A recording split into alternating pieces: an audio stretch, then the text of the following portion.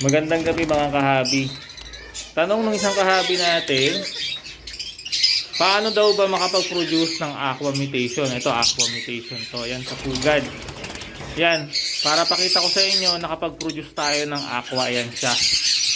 So ano ang ginagamit nating materyales sa pag-produce ng isang aqua? Ito ay aqua B1.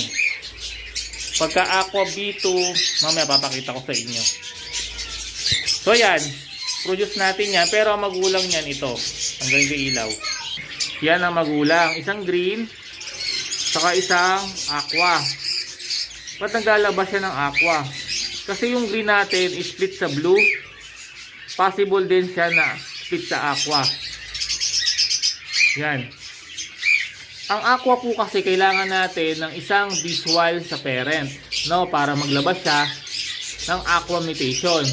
Yung aqua, kailangan niyang ibangga sa blue series para maglabas ng aqua. Dapat aqua saka blue. Bakit ito naglabas ng aqua ay green yung kapares? Split po sa blue yung kapares. At possible din na aqua siya, na split sa aqua. Pero sure po yan, split sa blue yung green natin. Kaya naglabas siya ng aqua. Yan po ay isang possible na parisan para maglabas ng yung pinakita ko sa inyong inakay. Yan. Aqua. Okay? Dito lipat tayo. Silipin natin to. Ito. Yan o. Aqua siya. Tapos blue series yung kapares. Albino. Blue series po yung albino. Yan. Ito ang regular pairing, no, para makapag-produce tayo ng aqua. Aqua saka blue series. Yung albino blue series yan, no? Yung blue, violet, blue series din po yun. Yung kanina kasi green. Baka magtaka lang kayo. Ito, ang mga anak nito, nagpo-produce yan ng mga aqua. Pero yung pairing na yan, puro aqua B1 lang yung lalabas dyan. Ito, meron tayong dalawang aqua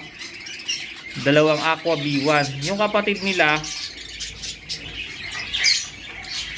nilagay ko na sa hand feeding kasi hindi naman aqua. Kapag ka hindi aqua, pag blue lang ang lumabas, ibig sabihin, wala na pong kargang aqua yun.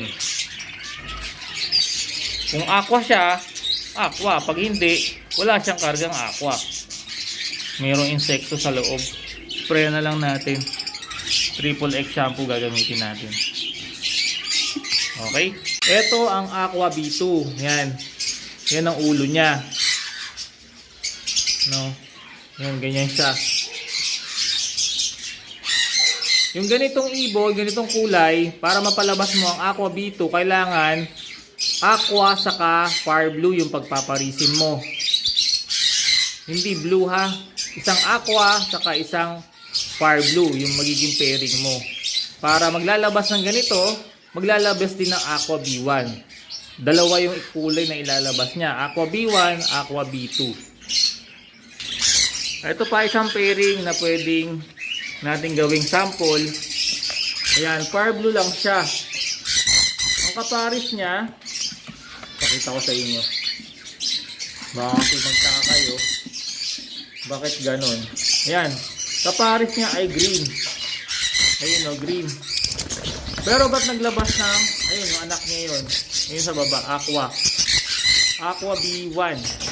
Yung anak niya. Yung anak din niya ng aqua B2. Yung hawak ko kanina na B2, anak nito. Kasi far blue yung kapares. At itong green natin, split sa aqua siya. Split blue aqua. Kargado siya ng aqua. Split sa blue. Hindi siya lumalabas kasi green. Dominant ang green.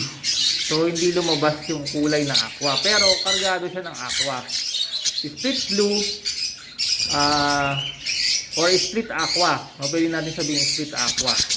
Kaya yung nilalabas niyang anak ay aqua. Pagka naglabas ng blue series ito, siguradong aqua. Hindi siya naglalabas ng blue lang. Kaya ang anak niya ay green saka aqua. Kaya magandang pairing kung gusto mo mag-project ng aqua mutation. Ayun kahabi, sana nasagot ko yung tanong nyo kung paano makapag-produce ng isang aqua mutation sa African Lovebird. Pag meron pa kayong ibang tanong related sa topic na to, mag-comment lang po tayo para sagutin natin, gawa natin ng vlog para sa kaalaman, kalinawan, makatulong sa ating mga kahabi nagbe-breed at gusto magpalabas ng iba't ibang kulay or mutation ng iba't ibang uri ng ibon. Salamat sa inyong panonood. God bless po sa inyong lahat.